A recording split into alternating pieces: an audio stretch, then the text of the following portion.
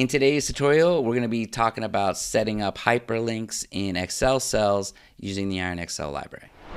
All right, welcome to the tutorial where we're going to learn about setting up hyperlinks in Excel files. Before we get started, I'm assuming you already have the IronXL library installed. If you haven't, it's super easy to do so. You just use the NuGet Package Manager. All right, so let's dive into the code. I've already written a basic script that we are going to walk through, so let me switch to my program CS file now. So first we have the necessary using statement for the IronXL library, and this allows us to access all its features. Then we create a workbook and two worksheets, worksheet and worksheet 2.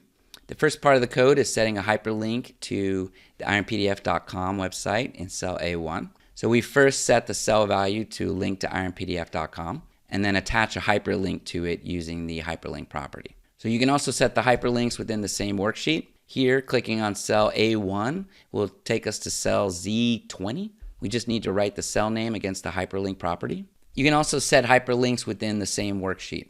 So here, clicking on cell A1 will take us to cell Z20.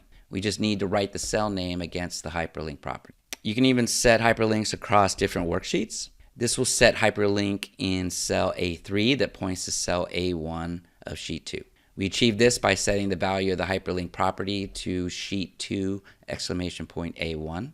It means the A1 cell of sheet 2, and you can try this on any other cell too. The last part sets up a hyperlink text, and when clicked will open an Excel file from a specified path. So this could be really handy when you want to link other documents.